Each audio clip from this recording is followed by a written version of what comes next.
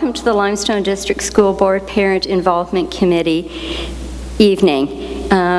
We decided that we have formed a parent resource library with the pro grant that we received from the ministry, and we thought we'd kick off the announcement of the parent resource library with a guest speaker from People for Education who speaks across the province on the importance of parent engagement. So Becky and I have been shopping up a storm, and Krishna, we bought so many books that Krishna has had to rent a van to get the books home. Over Christmas, Krishna said to me, if you want to go shopping, I'm around, send me an email when you've got the books and I'll go and pick them up. So I went to Chapters one day, spent a few hours, filled up an entire library cart full of books, went home, sent him an email and said, I picked up a few books and they're waiting for you. So he sent me back a note and he said, is this your idea of a few books? So without further ado, I'd like to read you a little announcement from the Lending Library.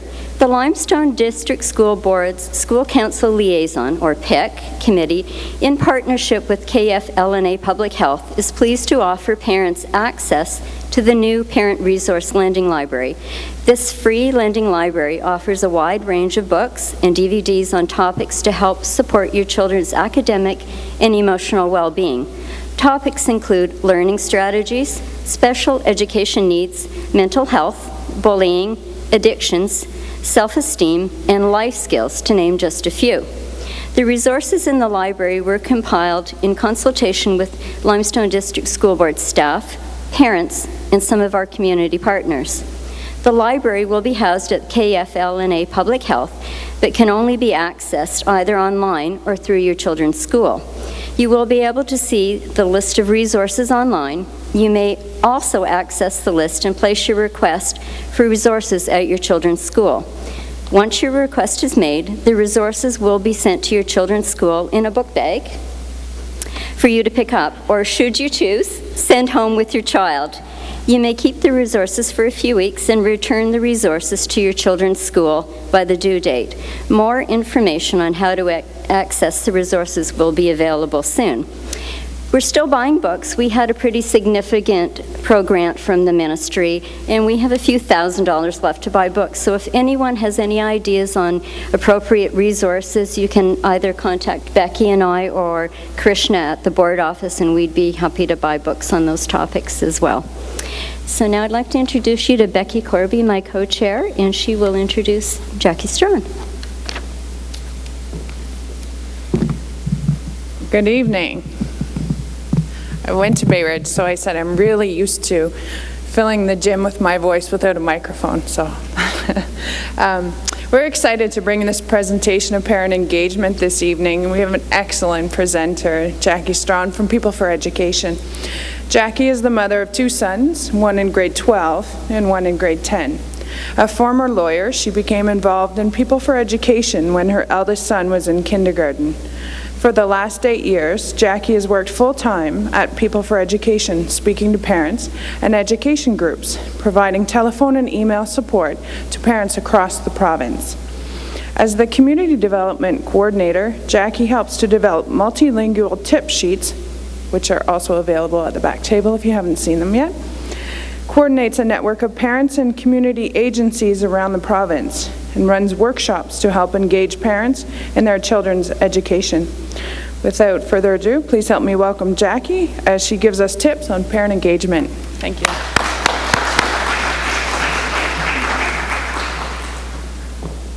Hi everyone, thanks so much.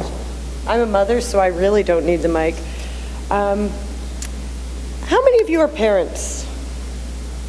Okay. Do we have any teachers here? One teacher, okay. Principals? Oh, cousin principals, and I know we have a trustee, and we have a director, and we have superintendents, so I think that's really important that we know that we're all here together, because I think everybody in this room has the same goal for their kids that I know I have for mine, which is that they be successful in school. Do I need to talk into the mic?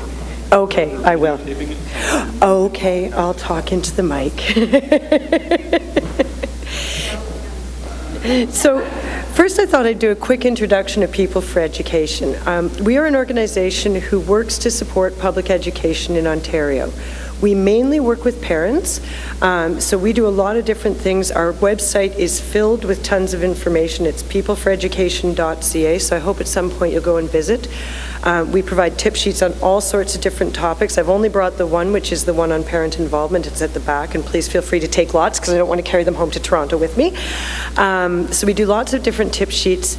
We also do parent support. So you can actually go onto our website, and we have an FAQ page. So if you have a question, you can post your question, and I will answer it. And if it's not already been answered up there, I will also post it online so that everyone else can see that the question's been asked and use the information. We also do policy analysis. So when the ministry announces things like, $25 million are going to be spent on school libraries, we'll help parents understand what that means, what it's going to look like right here at this school. It may mean you get one library book, or maybe it means you get a full-time teacher librarian. So we try to make the policy accessible to parents so that they can understand what's happening out there in the education system. Tonight, I've been invited to talk about parent involvement, and I like to call it parent involvement that makes a difference.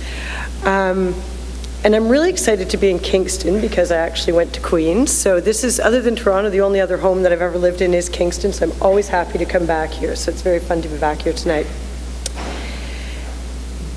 One of the reasons why we looked into parent involvement and looked at the research on parent involvement, sorry I keep forgetting and I'm not talking into the mic, is there's been a lot of talk about parent involvement, and parents hear this all the time, but I think there's a real confusion out there among parents.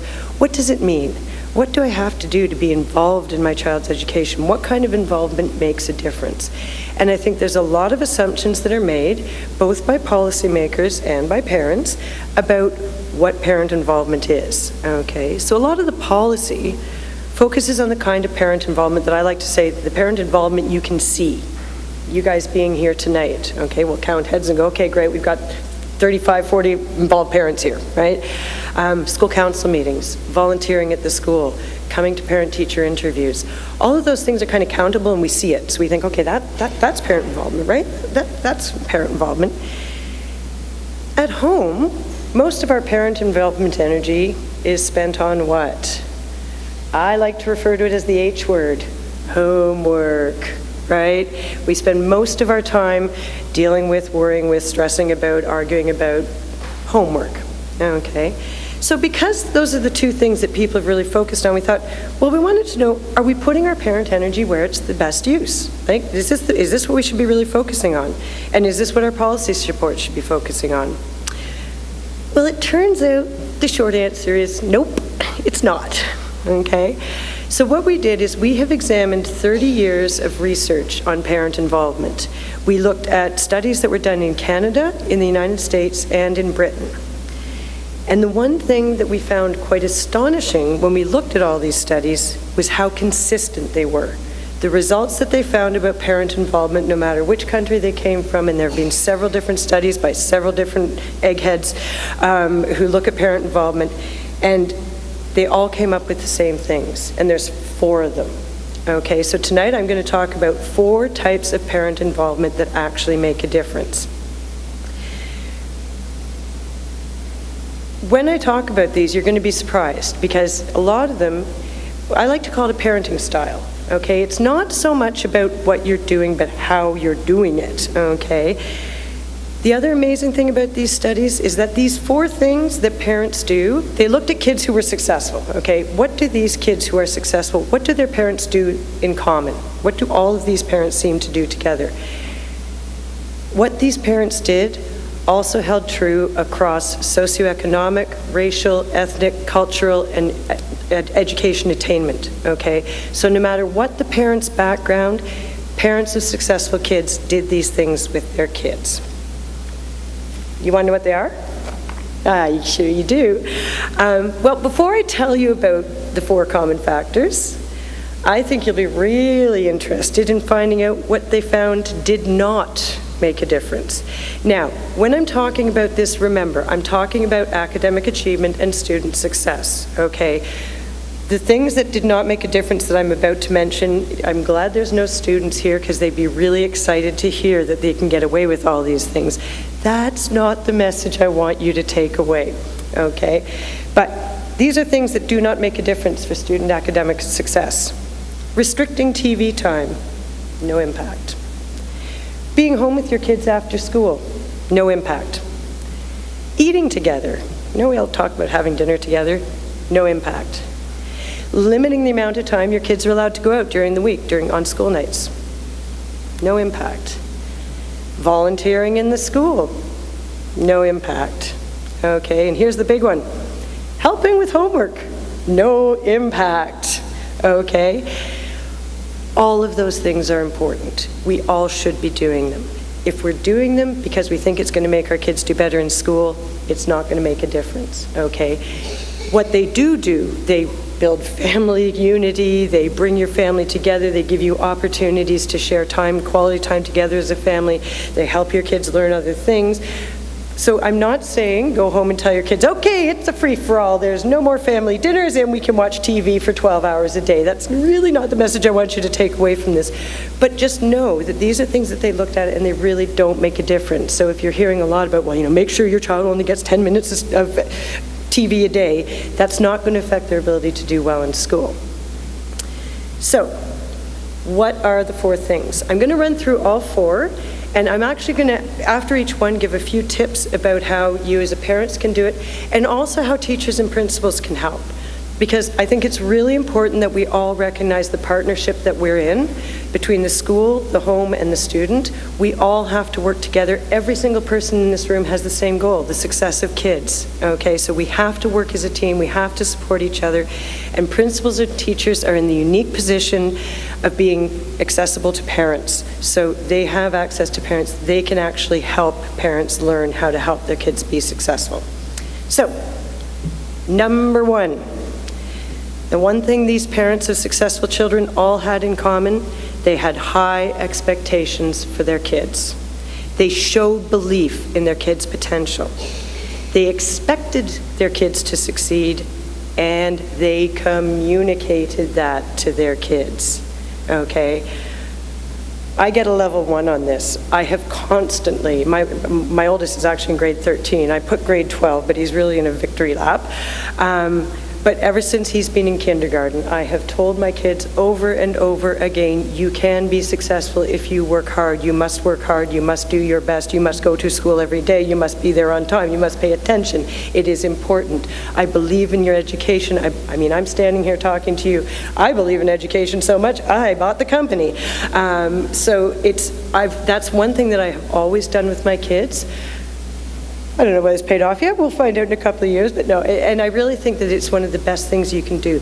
This is the number 1, okay? This has the greatest impact on student achievement of everything else I'm going to say tonight. If you don't do anything else, set high expectations for your kids and tell them that constantly, and you're well on your way, okay? So that's number 1, okay? Teachers, how can teachers help with this? They can build on what parents are doing at home. They need to have high expectations for every student in their class, okay? Parents do it, teachers do it, principals do it, we all do it sometimes. We make assumptions about people. Oh, that's the parent who never shows up for parent-teacher interviews. They clearly don't care about their kid, or that's the parent who never volunteers, and we're always the ones who have to volunteer, and that parent never volunteers, so they're obviously not caring about their kid. We have to really be careful about making those assumptions about parents. Many of those parents are very involved with their kids' education at home, and that can be what makes a difference. So as school council members, as parents, make sure that you're not assuming that that parent next to you who, didn't pack a good lunch or whatever is a bad parent. We never want to assume that, okay?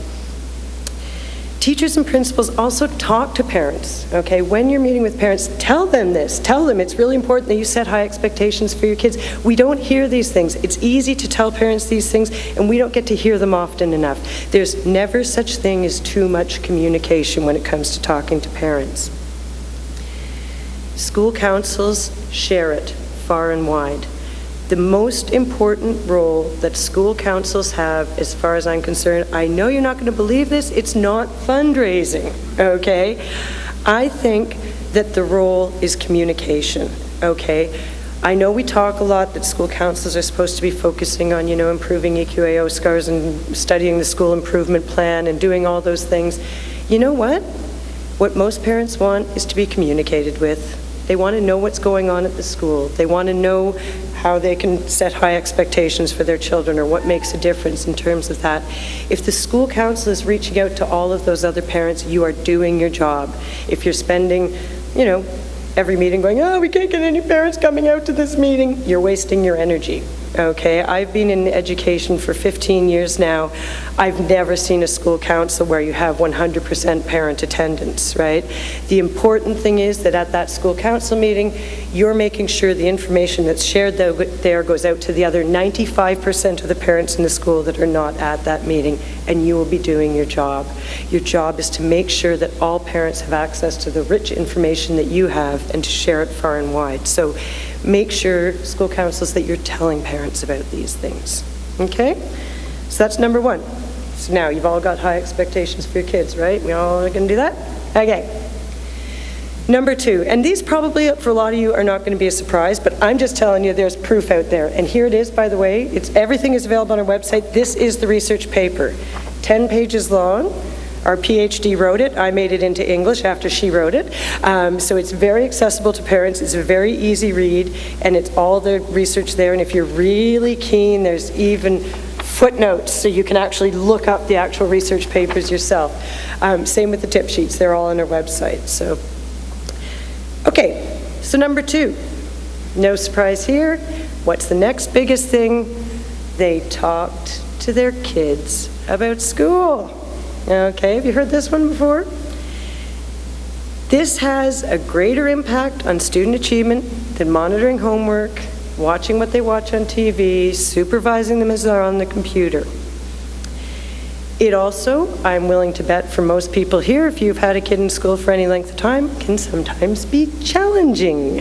Anybody had this happen? So, what did you do in school today? Nothing, right? We all get it every once in a while. And I think that's a very common thing for kids to say. I think about it this way. If you've got a little kid, well, if you got a teenager, they just don't talk to you. I've discovered that. So that's part of the reason why teenagers don't talk. But with little kids, I also think sometimes it's how you ask the question, okay? If you say to your 6-year-old child who's just come in from grade 1, so what did you do in school today? They're thinking, they're going, wow, what didn't I do? I went to math, I did some math, and then we went to music, and then we went to the library, and then we went to the gym, and then I went inside and played, and then I had some lunch, and then I went. They don't know where to start. They've done so much, and they've learned so much during the day that when you ask an open question like that, they just go, I don't know, nothing. We did nothing. So what I did when my kids were young, and I found it really worked, the calendar. Oh, the school calendar. Every teacher usually hands out a calendar at the beginning of the school year that says, on Mondays we go to the library, on Tuesdays we go to gym. It goes on my fridge, okay, and it stays there. I even do it to my high school students. I still have their agendas on my fridge, so I know which classes they're skipping. No. But that gives you something to talk about. So when they walk in the door, you take a look at the calendar and go, oh, I see you at gym today. What sports did you do? What's your favorite sport in gym? Did you talk about sex education if they're in grade 8? Did you have sex education? Find out what's going on there. Ask specific questions. Who did you play with at recess? You had music. What songs did you sing? What did you get to play an instrument? Hey, you sang Mary Had a Little Lamb. Can you teach me that song? Okay, you're showing that you care about what they're learning. You're showing an interest in what they're doing. Most of their day is being spent in school. If you don't talk to them about school, the message that you're sending to your kids is, it wasn't really important. I can't be bothered asking you about that. So talk to your kids any way you can, okay? Calendars. The other thing is finding the right time. And this is going to vary from family to family and within families from child to child, okay? My boys, when they were young, best time to talk to them, bar none, bedtime, right? You turn off the lights, okay, time to go to sleep. Mom, can we talk? Well, You've probably heard the drop everything and read, the deer. With me, it's DEET, drop everything and talk. So if it's 9 o'clock and it's their bedtime and they still want to talk, that's fine. We'll sit in the dark and chat. And if they're boys, they really like to sit in the dark or not look at you and chat. So if you have boys, and this is true, my friend told me that she had 4 boys, so she's very experienced in this department, and she was watching me struggle with my son. I kept saying, look me in the eye when you talk to me. And she took me aside and she said, you know what? Boys hate looking you in the eye. And it's true. The best conversations I have with my boys, when I'm driving the car, looking ahead, not looking at them. When I'm washing dishes at the kitchen sink and they're sitting at the kitchen table pretending to do homework, we often get great conversations going. Even when I'm sometimes playing video games on the computer and my son likes to sit and diss me about how good I am at it, that will actually engender conversations and we'll start talking. So for different kids, for different genders, you may find different times work. Find what works for you. If you have a kid who really doesn't like going to bed and your usual bedtime routine is, I don't want to go to bed, probably not the best time to ask about how school went that day, okay? But if that same child is really bright and energetic in the morning, then maybe what you do is say, so what do you think you're going to do at school today? Okay, or let's talk about what you did yesterday because we didn't get a chance to talk about it yesterday because you were in a really bad mood. So whenever you can find a way and what works for you, and it may not work for both of your kids or all of your kids or for your neighbor's kids, but find something that works that you can get them to talk about it. This is also where principals, teachers, and school councils can play a huge role, okay? Communicate, communicate, communicate.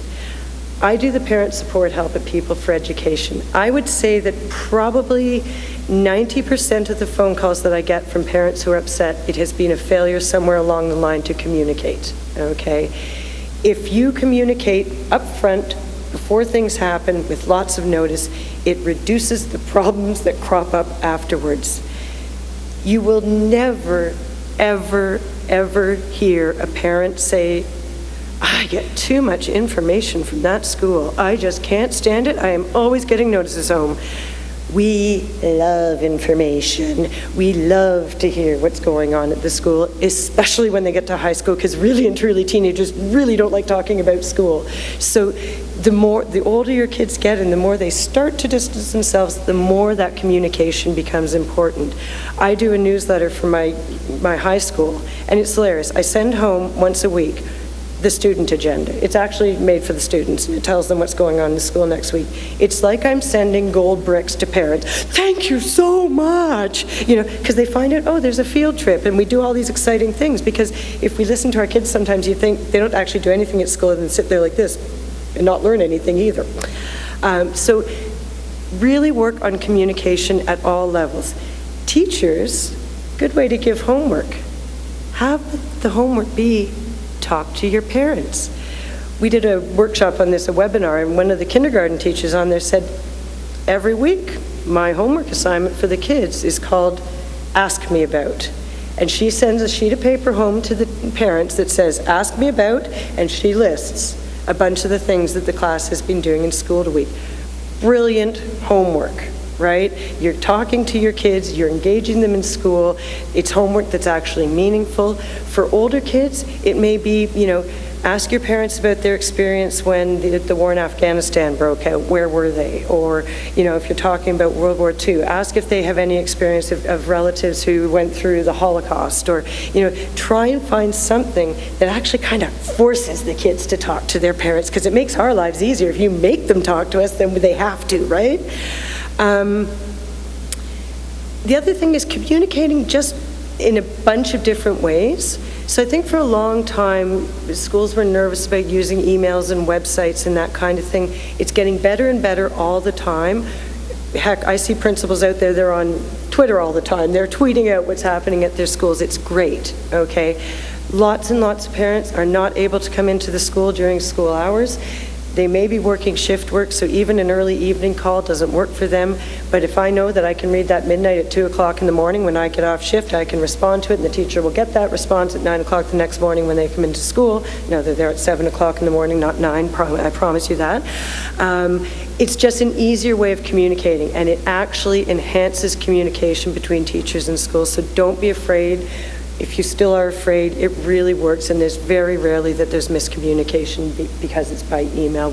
It's a very common way of communicating now, and the more ways you communicate, the more parents you reach.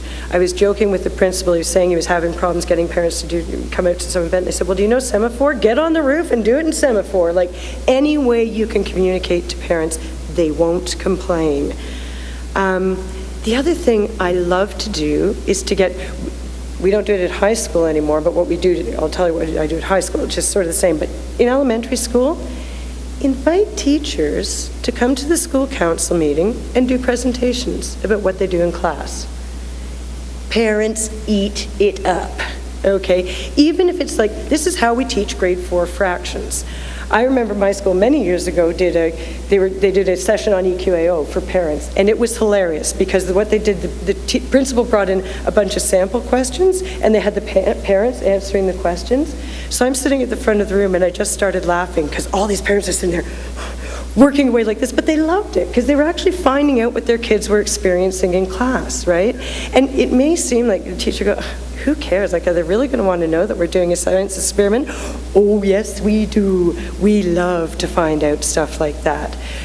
High school, I encourage teachers to write for our newsletter because we send it home once a week, so I say share. Okay, it started with our fabulous school librarian. She sends out things. Here's some great study guides for students. Here's some great websites for doing research. Parents, millions of emails. This is so great. Thank you so much. What a wonderful teacher. Now we've got the foods teacher doing it because the kids do recipes in class, so he's sending out the recipe, and this is how we get the kids to prepare these foods.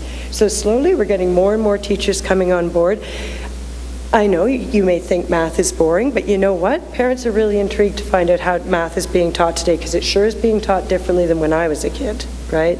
So even if you think it's boring or parents aren't interested, I'm pretty much guaranteeing you that you're going to find parents in that room that are interested about what's happening in the school. And it gives them more to talk to their kids about. I was at the school council meeting tonight, and your grade 4 teacher was there, and he was telling us all about fractions. Isn't that cool? They may not say that's cool, but they should. Principals, let parents know about the bigger initiatives. Getting new staff in, announce them, introduce them to if you've got a new program coming in, special programs planned, or special trips for the school. All of those things, the more information that parents get, the more things they have to talk to their children about, and that's how you engage them in making sure that they're talking about it. The other big thing that principals can help with is helping the school council reach more parents. Very often, the school council email list is built by school council chairs like me, and Debbie says she does the same thing, going to every single parent-teacher interview, concert, and trip, anything that brings parent bodies into the school. Hi, are you on our mailing list? Hi, would you like to be on our mailing list? It would be way easier if at the beginning of the year, every principal included in that package of the 1 million forms that you have to sign, one that says, I give permission to share my email with the school council. Right? Then we have a list of all those parents. So if that can be implemented or any way that you can enhance the communication, it would make a huge difference. And as long as parents give permission, it's fine. If you're worried about it, like I always say, if you don't want to get the information from the school, take your name off the email list. It's not a big deal, and that's why there's a delete button too, right? You don't have to read everything, but knowing that it's there when you want that information is really worth having. Any questions about that? Nope. Okay, so now you've got high expectations and you're going to go home and you're going to talk to your kids about school. What's the next thing they do? Parents who have kids who are successful focus on their kids' attitudes and work habits, okay? We can't teach our kids everything. In fact, by the time they get to grade 9, if you look at the math curriculum, you're probably going to feel I can't teach them anything anymore. And the great news is we don't have to. That's why we have teachers and schools. We do not have to teach our kids grade 12 calculus, and thank goodness for that. I am so grateful that we have teachers to do that for us.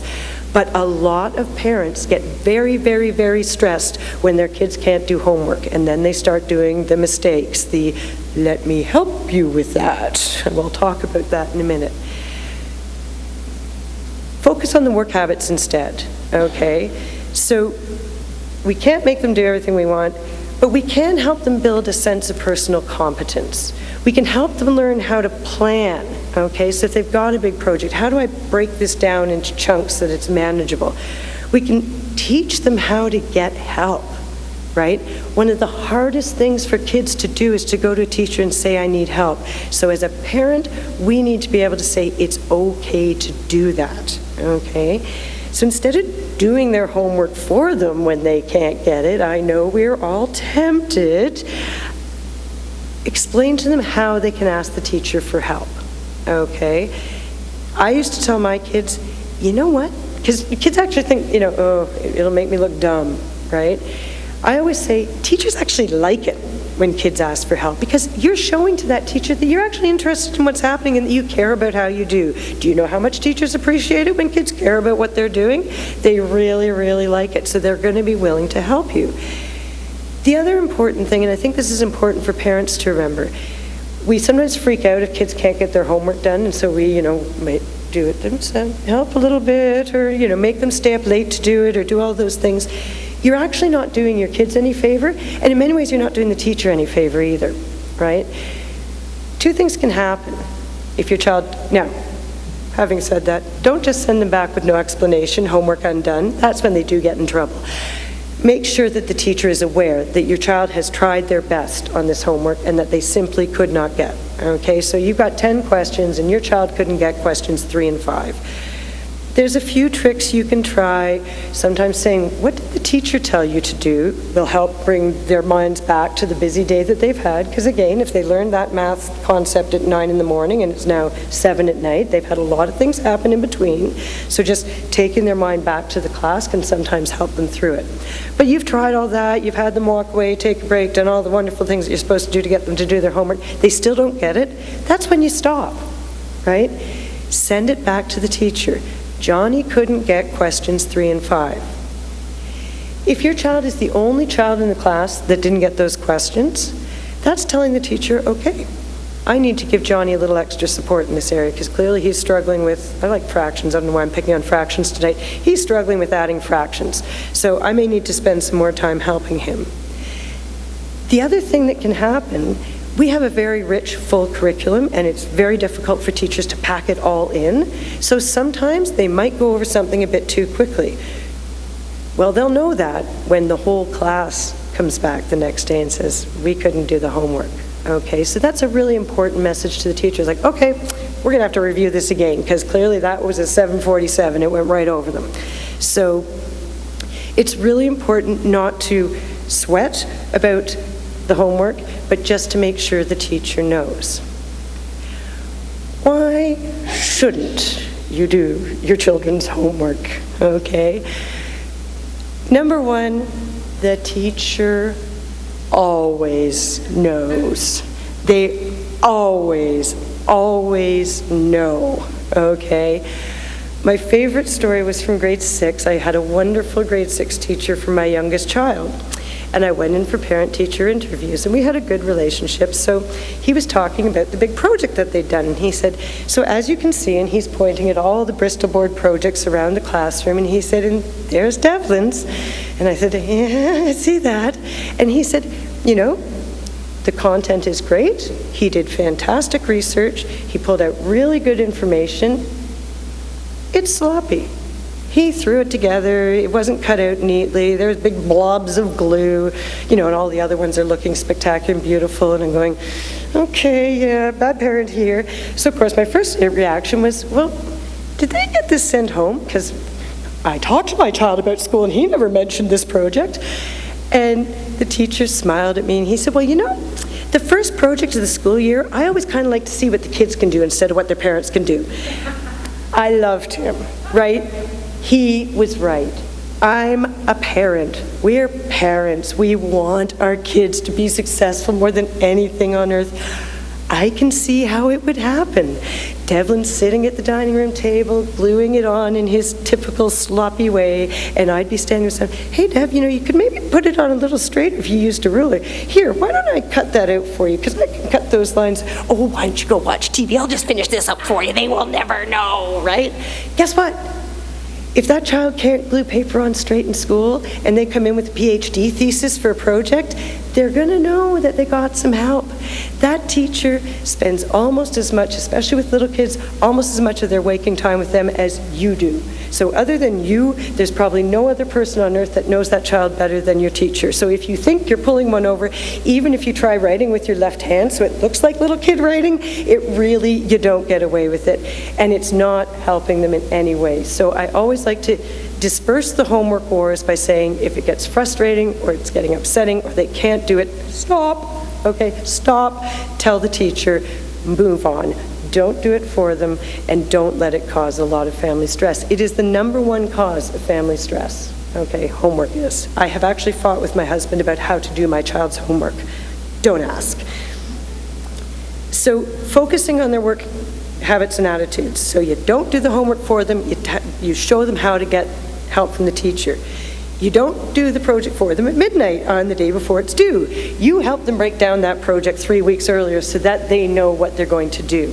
Okay, and they have it spread out so that they don't have to be up at midnight. In high school, they'll still be up at midnight, but you can try. If they're struggling or getting stressed out, don't you escalate it by struggling and stressed out too. Teach them how to calm down and refocus. I used to love math when I was in high school, but I would freak out if in tears, hysterical, and my mother did not understand high school math, and she said, I can't help you, walk away. And I did. And 90% of the time, when I came back, I went, oh, there's the answer. How did I miss that? Right? How did I miss that? And away I went. So that was one way of dealing with stress, right? Teach them how to deal with stress. Those are the gifts that you can give them, and they are also the gifts that keep giving, right? These are skills that are not just the building blocks for academic success, it's basically the building blocks for life, right? Whether it's employment or anything else that you do, you need to be able to plan, you need to be able to set up a way of working and dealing with stress and all those things. So these are life skills that are key to kids' well-being. So focusing on work habits and attitudes. And principals and teachers, please assure parents that they don't have to teach their children. It's more important that they be focusing on these good work habits because parents, we really do feel we need to do that. We need to know how to do grade 12 math. So if we're given permission to not have to do that, it'll make our lives very easy.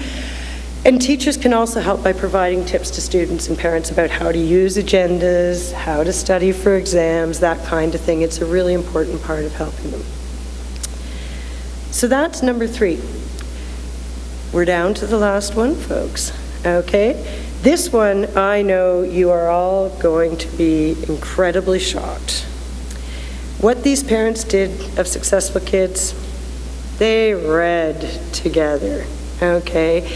If you've been in the school system for more than 15 minutes, you are probably already sick to death of hearing about reading and its importance. Every teacher will tell you, every principal will tell you, every tip sheet, every parent engagement thing, I'm telling you. And there's actually just one reason why they do that. It's because it's true, okay? Reading makes a difference. They talk about homework in elementary school. A lot of research has been done that shows homework makes almost no difference to children's academic success in elementary school. It does in high school. Ask my children. But in elementary school, it really hasn't been shown to make much difference. The one exception is reading. Children who read and who are read to and who are engaged in books do better in school, okay? But what I want to tell you is that you should be reading with your children, to your children, at your children, around your children. You should have a house that's full of books and literature, and all those things that you hear. Again, with the teaching, okay? I feel sorry for teachers because they get all the hard stuff. We get all the fun stuff. I don't think you have to teach your children to read, okay? Your job is to teach your children to love to read. And there's a big difference, okay? If every time you sit down with your child, you start the book and you open it up and you start pointing at the words, the cat, sound it out with me now, cat, the cat ran. What are you teaching your children? Reading is really dull. Boy, is this a boring book. This is not exciting me at all. I'd much rather be playing video games right now, okay? If, on the other hand, you grab a book off the shelf and say, okay, we're reading Dr. Seuss, my favorite was the Lorax, so I would read the Lorax to them all the time, and I'd do different voices for every character, and we'd make up words as we go, and, he says stupid, and at that time I didn't like the word stupid, so I changed it to silly, and I made reading fun. You want to have them sitting there going, read the next page, don't stop, don't turn off the lights yet, Mommy, I want to keep reading, okay? That's the difference, okay? If your child, as you're reading, goes, Mommy, what's that word?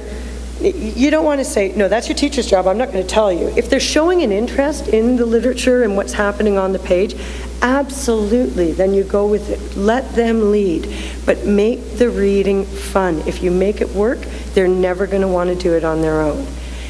This is actually really hard, particularly in today's society. Kids, do a lot more reading than we realize because they're constantly texting and tweeting and on email and on Facebook and on all those other things. I actually went into my son's room at one point and he was on a video game and the page of instructions, the vocabulary was like university level, and I'm going, wow, you can actually read that? So you'd be surprised where they get their reading from. So you may not be able to sell your kids on, picking up a book and reading for an hour every day, but try to get it ingrained in them when they're young so that as they get older, they will start adopting it as part of their life. I was an obsessive reader when I was young. I used to get yelled at for reading too much because I'd walk around the table, setting the table like this, and my mother would go, put that book down. So I was crushed because I have two boys. They're not real keen on reading. And I read with them right up until grade 12. I've encouraged them to read. Our book is overflowing. Our house is overflowing with books. They're piled up on the floor. So I thought I'd done everything right. But I couldn't seem to get them interested. Then last summer, so Dev was 15, and every mother's best dream possible, he wants to join the forces. So he's kind of obsessed with war books right now. And he wanted me to get this book, and it was written by soldiers who'd been in Iraq about their experiences in Iraq. And I said, okay, be a good mother. It's reading, it doesn't matter what they read as long as he's interested. Okay, I'll go get the book. And I said, but in the meantime, I will go get you this book, but try this one. And I handed him a book, I don't know whether anybody knows it, it's called 3-Day Road by Joseph Boyden, Canadian author. I had just finished reading it and it blew me away. I couldn't put it down. I was also setting the table and trying to feed my family, walking around with a book like this. It's about World War I.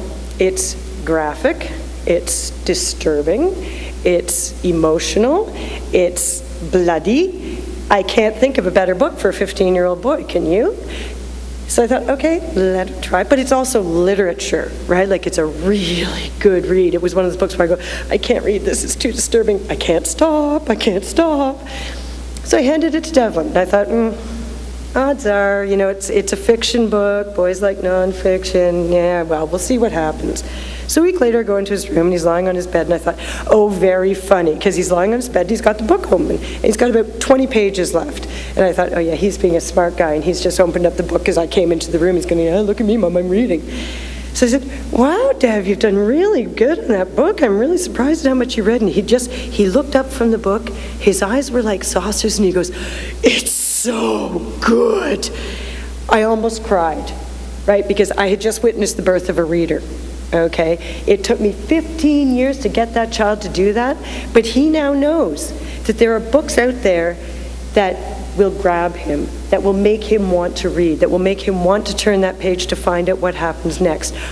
I hope most kids get that earlier, but once you get to that point, you have a reader, right? It may take him another 6 months to find a book that he'll love like that, but I've broken that door open and now he's a reader.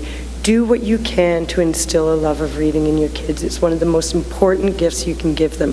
And the other great thing about books is they work even when the power's out. So they, when all the power goes out, or when you're participating and, lights out and all those things, they have something to do reading a book.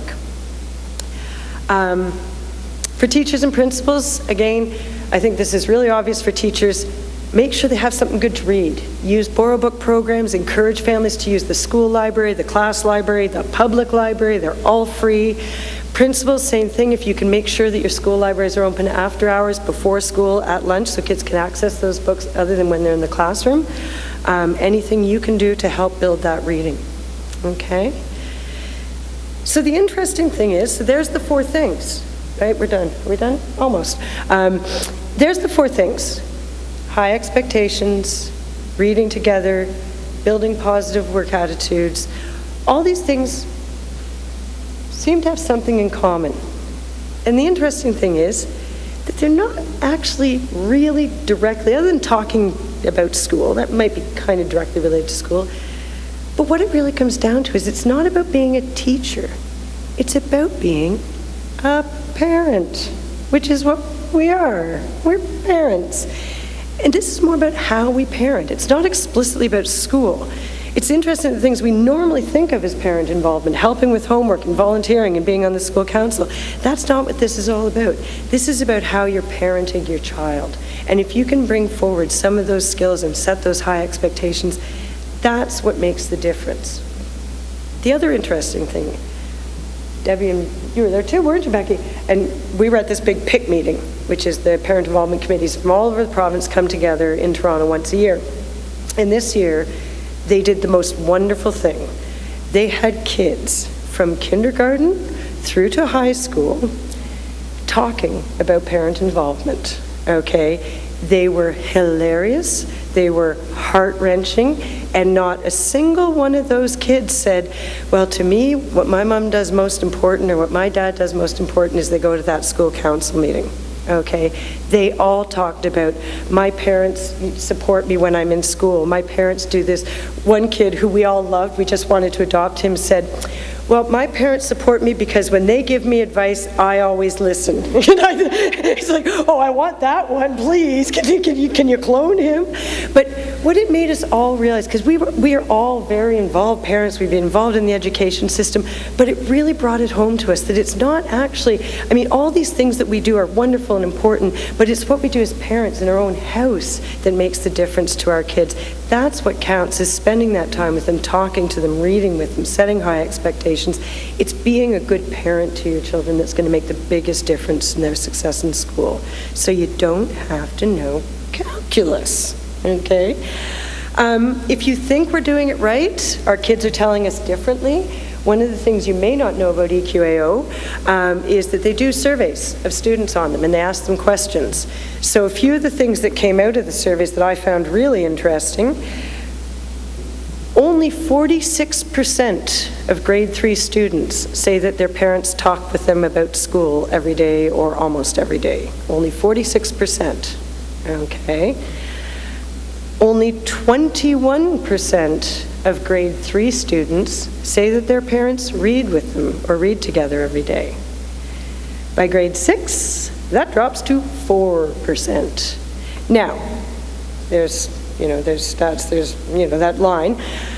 In grade 6, what has gone up is students say that they read more on their own. So there is some sensibility that, trust me, when they get to be grade 12, age 12 and 13, I found out they're a little less enthusiastic about crawling into bed and reading books together, but they're also able to read on their own. So they are doing more reading on their own, but still, 21% of grade 3s, not good, folks. We need to be doing better, right? Because at grade 3, you should still be reading with your kids, I think. Okay, they can still read on their own. Don't discourage that, but I think engaging together in reading is really important. So we have work to do, but the good news is that these are things that we can all do, and the benefits go across all of those barriers that we hear about, socioeconomic, cultural, language barriers. Read in any language. It doesn't matter. Literacy is literacy no matter what language you're reading in. I always tell newcomer parents, if your kid has one language and they pick up a second language, they're like a million times more employable in this world, and it strengthens both languages, right? So there's never a problem. Don't say, oh, I can't read in English, so I can't read to my kids. No way. Read in your own language. That's not a problem. So it's what we do at home that's the most important, but I do want to end, before I open to questions, to talk about school-based involvement, because my greatest fear when I do this talk is that everybody, how many of you are on a school council? Okay, a bunch of you. So my greatest fear is that you're all going to go and go, great, I'm quitting school council, it doesn't make a difference anymore. I don't want you to do that, okay? I am a school council chair. I started being a school council chair when my child was in kindergarten. He's now in grade 13. I am still a school council chair. Why? Because I love it. I think that school councils are an incredibly important part of our education system. Unfortunately, there's a lot of misunderstandings about school councils and what they do, but really and truly, when we do school council surveys, these are hardworking, dedicated parents, and what they want to do is make sure that all parents feel warm and welcome in their schools. There is nothing more valuable to me than a school that feels like a community. Okay? I loved that your parent library is being housed in the public health department. It is so important that we all work together, that we break down those silos between health and education and all of those other things. We want to build community, because what community does is it helps all parents feel capable and competent and welcome and comfortable, so that when they run into problems, they don't have to be in the school every day. They don't have to be on the school council. They know that they have access to the help and support they need. And as school councils, that's our role. Okay, it's to make sure that every parent in that school has access to the information and resources they need to help their child be successful. After that, you can worry about the fundraising, okay? On high school council, it's great, because the great thing about high school is they're all old enough to do their own fundraising, so we don't fundraise anymore. I really feel that our school council is now doing what school council should do. We're communicating with parents, we're telling them what's happening, we're supporting the school. So don't walk away thinking community is not important. It's just a different set of important values. So please still support your school councils. Go out to those meetings. Come to these meetings. Learn things. But most important, the biggest gift you can give to me tonight is if every single one of you walks out of here, there's tip sheets at the back, they're on our website, grab a handful and give at least 2 parents a tip sheet, or tell them the 4 points, okay? Parents are the best resource of information for other parents. Share what you've learned. Share what you know. Teachers and principals, share it with your schools, with your other staff, okay? Get the word out there that it's not rocket science. It's parent involvement. We can all do it, and we can all make a difference. That's all I have to say.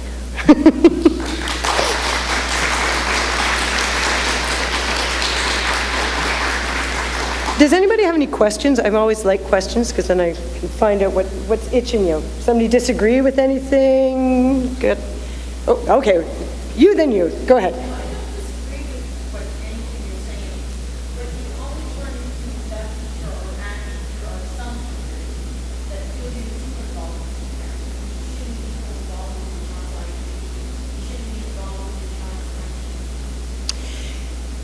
There's a balance. Right? And for special education parents, I always say you are going to be an advocate for that child for the rest of their school career. And it's a whole different relationship that develops if you have children with special needs. It's very difficult, it's very time consuming, and you do have to advocate.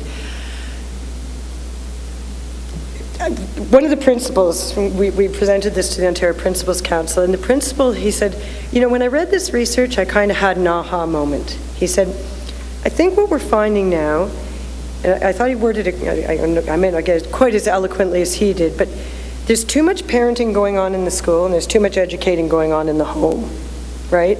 And it's really interesting when you think about that.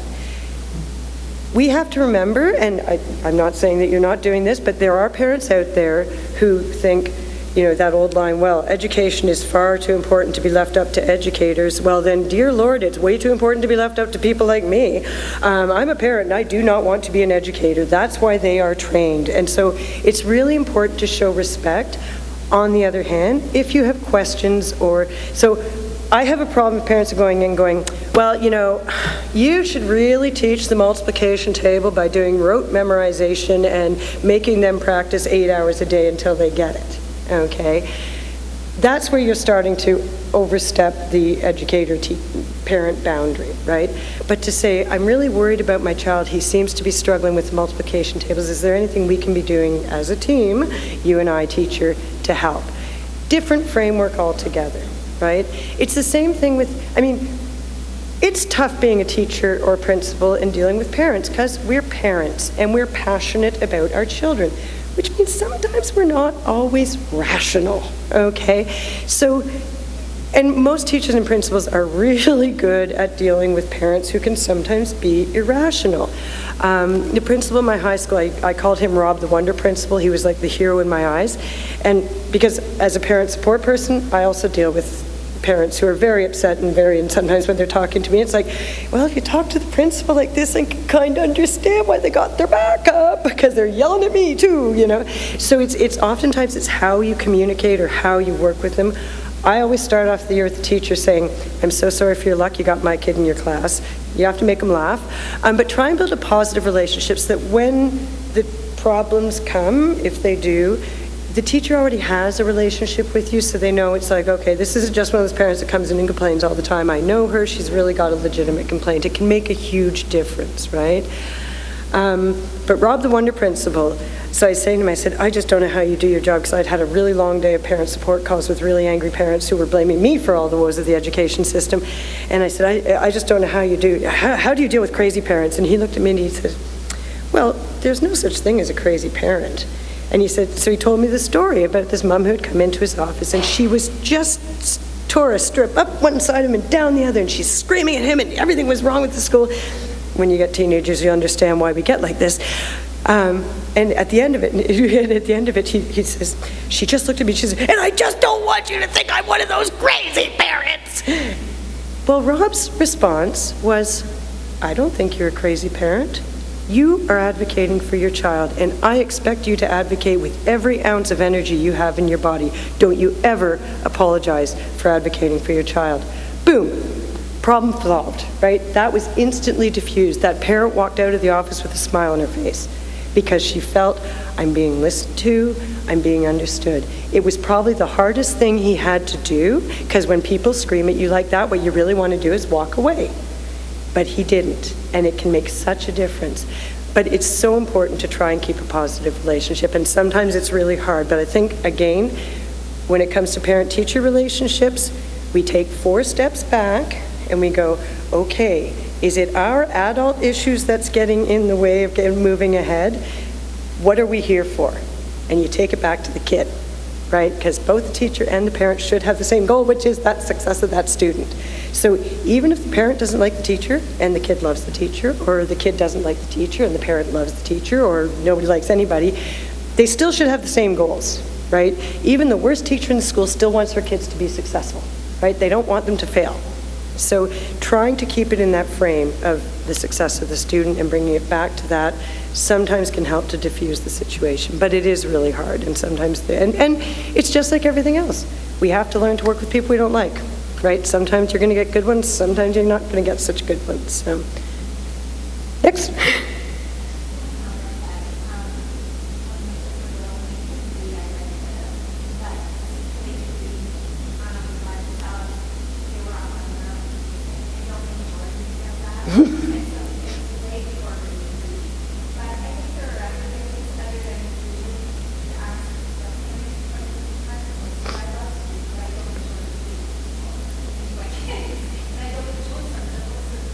Yeah. Absolutely.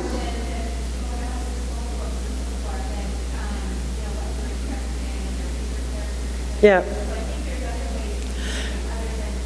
Them reading to them. And if you're not comfortable with it, there's other ways of doing it, right? Absolutely. As long as you're talking to them, and if you see that they're actually reading on their own, I mean, some kids by grade 3 are very capable of reading on their own. That's fine, as long as they're actually reading and enjoying it. everything that I say, I should warn you, it's just an example. So if you have a way that works or you feel confident in what you're doing, don't take what I say as this is the absolute truth and the only way to do things. And I always like to hear where people have good suggestions of other things to do. So if you also, please share if you have tips on anything that I've talked about that you've found worked. So somebody else had a question over there. No? Oh, okay, go ahead.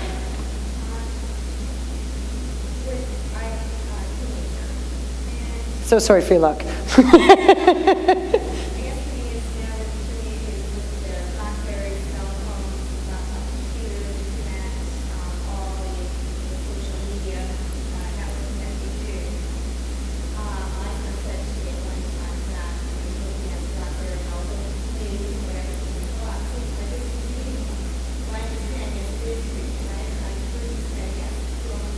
Mm-hmm.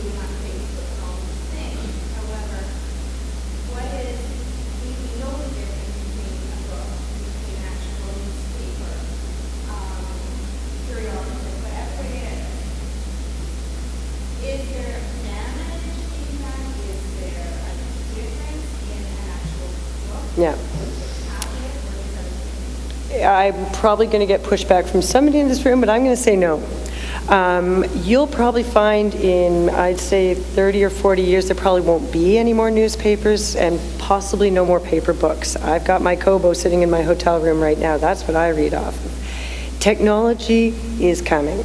It's going to be coming to the classrooms. I fully expect the textbooks will be online. Thank goodness those poor kids have to carry around 50-pound textbooks. Wouldn't it be nice if they had a little Kobo reader that had all 6 textbooks on it, right? Technology is changing the way we do everything, including reading. It doesn't matter if it's on a screen or if it's on a piece of paper. It's words on paper and it's reading. Some people worry about texting and, so that you is you instead of Y-O-U. Most kids actually know that the proper spelling of you is Y-O-U. It's a short form. It's a different, it's like another language, right? It's like learning music or learning French. You learn LOL means laugh out loud and rolling on the floor laughing and all those things. It's a language, right? So it is still literacy and they are still learning to read. I like books. I like the smell of books. I'm a bibliophile. I love books. I will never get rid of my books.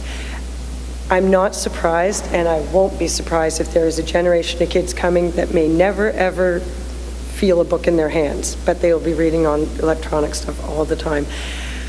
I would guess that teenagers are probably doing more reading now than they did when we were young, because they are spending so much time on online chat rooms and everything else. Whereas we were hanging out with our friends in the schoolyard, they're sitting at home playing on the computer, often doing reading stuff. So I wouldn't be surprised to say that they might actually read more than we did when we were young. Yeah, so I have no objection to technology. I think it's something that we just can't avoid, so we're going to have to adopt it, because if we don't, they're going to be even further ahead of us. And my son already knows way more about computers than I ever will. So, does anybody else have any other questions? Yes?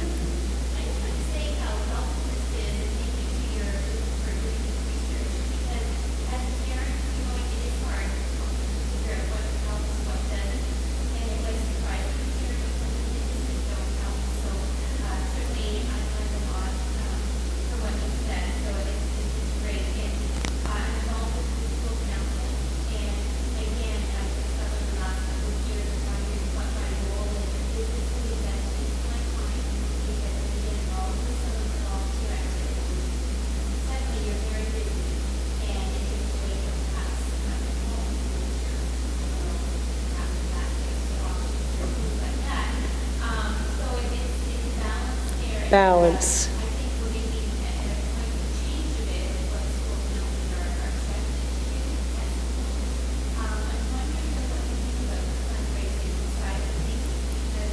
Don't get me started. No.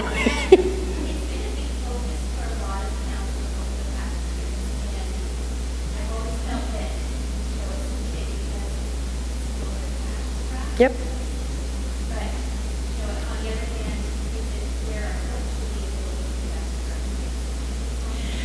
Oh, have you got an hour? It's where our focus is. Is it where our focus should be? No. Is it where our focus has to be? Probably. Fundraising is a really tough one. We have a very strapped education system. We were also the troublemakers that got a lot of attention to high school fees last year because they're actually illegal. But the impact that that has had, there's a lot of principals out there not very happy with us because it really has an impact on what the school can offer. Some of those vending machines pull in like $20,000 a year for schools, right? Because it's not just the pop that's being sold out of them, it's the Pepsi or whoever is paying the school to put them in there. So a lot of those fundraising activities actually unfortunately become something that the school kind of counts on, right? So if you want scientists in the schools, well, you're going to have to fundraise for them because we don't have money in the budget. Is there an answer to it? I don't know. Yes, if we could have a government that spent all their money on education and ignored healthcare, because who cares about healthcare? Education's for that. No. It's really hard, right? The government's trying to balance. It's a difficult financial situation. So will fundraising ever go away? No. I think there's a way of finding a balance, though, so that you're not always doing fundraising. As a council, sit down, make a fundraising plan for the year, say we are doing exactly 4 fundraisers, no more, or set a goal, we are going to try and raise $5,000, no more, and then when you get to that point, stop, right? Like, hey, if we don't have to do that event because we've made our $5,000 for this year, let's not do it. Or, more important, turn it into a community thing, right? I think if you're doing fundraising, do fundraising. Right, so do the fun fairs and the movie nights and the, all of those things, because you get the bonus of, you get some money out of it, but you're also building community. And I think that's where the fundraising can actually become an asset. You're making money, but you're also building community, which to me is the most important thing that the school council does, right? When we did movie nights, it was hilarious.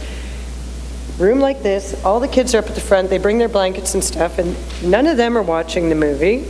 All the parents are at the back, talking away to each other, connecting with each other. None of them are watching the movie. Nobody can actually hear the movie. And everybody walks out with big grins on their face, and this was the best night ever, right? When we started doing it, we said suggested donation of $2 per person to come to the thing. So everybody gave $2. We stopped making a suggested donation and quadrupled the amount of money we got, because if you say $2, they give you $2. If you say pay what you can, some families are throwing in $40, right? It's like, we want to support the school, here, take this. So, sometimes when you do an event that's really fun, and again, equity is a big issue. So our elementary school was a very low-income school. So when we had fundraisers like a fun fair, lots of free activities, so there were games that kids could play and get prizes without paying a cent. Lots of, things like we brought in a whole bunch of old electrical equipment, kids could take it apart, right? It's like, think outside the box, things that you can do that's free, so that there's something there for everyone. Yes, you're fundraising, but you're also not excluding people because they can't afford it. And make sure that you're not constantly nickeling and diming families. If there's every week they have to pay $2 for this and $3 for that and $4 for this, it adds up.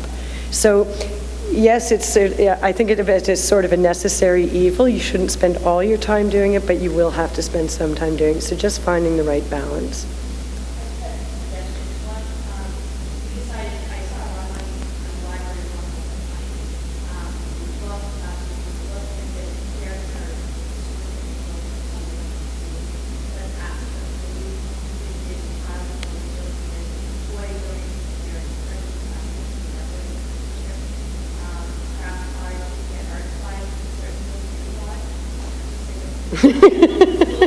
Oh, great, they can make that mess at school now. I'm going to get rid of it.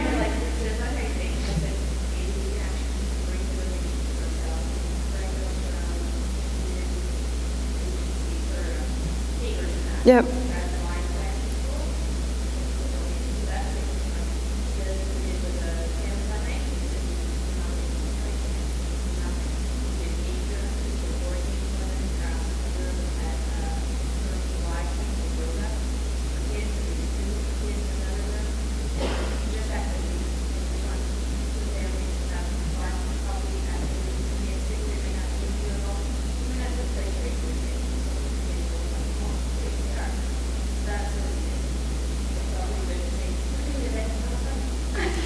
No, and they love it, right? Like, that's the other thing, is it's like, wow, I'm actually coming to something at the school where I'm not being asked to make a donation for something. So, and it is like, building that community is so important. Love the physical activity aspect of it. One of the brochures back there, I call it the couch potato brochure. It's helping build a healthy school, and it's actually a resource for school council that has a bunch of tips about encouraging school health, because it is the new big issue in schools today. So please grab one, but that is a great idea. Having family health activities, family dances, parents versus kids basketball tournaments in the gym, they eat that stuff up, right? Like, kids love to do that kind of thing. Parents kind of go, okay, well, yeah, okay, I'll do it. And then they find out it's really fun, so they love doing it too. So anything you can do to build community, if you make some money on the side, great. But I always plan on at least a few activities that there's no cost involved. It's just for the sheer fun of it, right? And that's how you get parents coming out to your school council meetings too. After a few fun nights, then you go, hey, I think you'd be a good person to come to the school council. You should come check it out. And now that they know a familiar face, they're going to be more likely to come too. So, okay. Everybody ready to get out of here and go watch the Big Bang? Oh, one more question. Okay.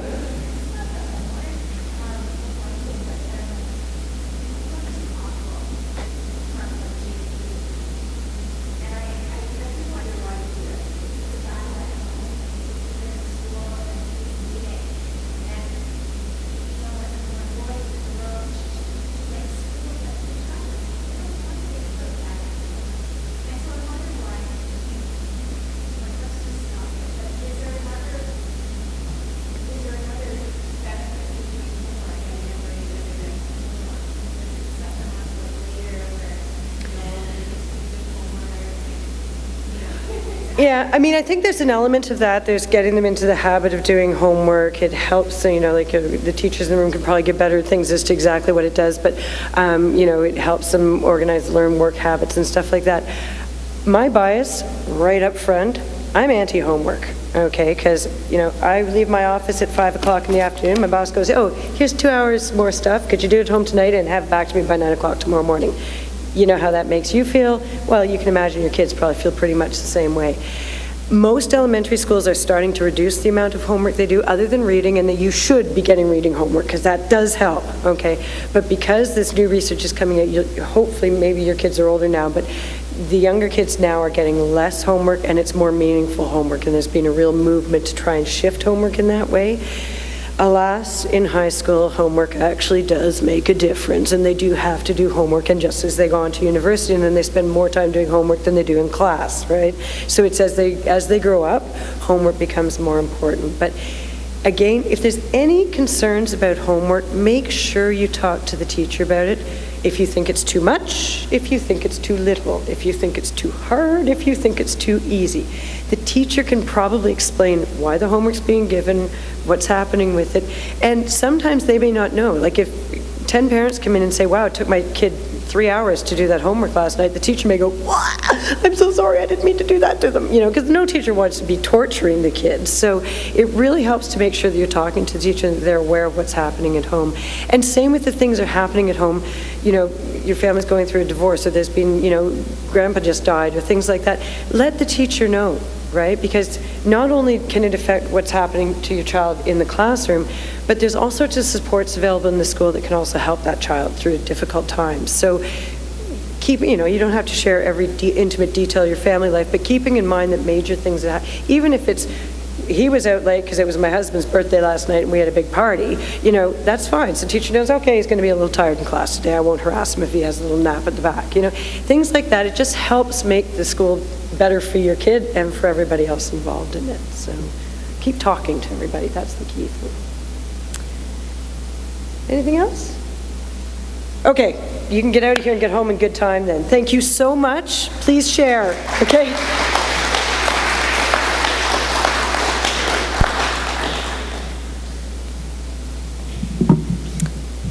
Well, I've heard Jacqui speak a number of times, and I always thoroughly enjoy what she has to say. And I think when she said it was okay for us not to do homework with our children, that I heard a bit of a collective sigh. And on a personal level, and I see Carolyn Worthy back here, and she can probably attest to this, that I really wish I'd known that when my son was in grade 7, and I spent the whole night up with him, making the Eiffel Tower out of spaghetti and hot glue.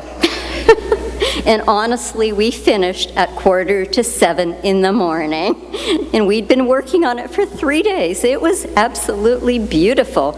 But I really wish I'd known I didn't have to help then. Anyway, thank you, Jacqui, on behalf of the Liaison Committee. We really appreciate you taking the time to come to Kingston and speak with us. So if you would join me in thanking Jacqui again, and good evening, everyone.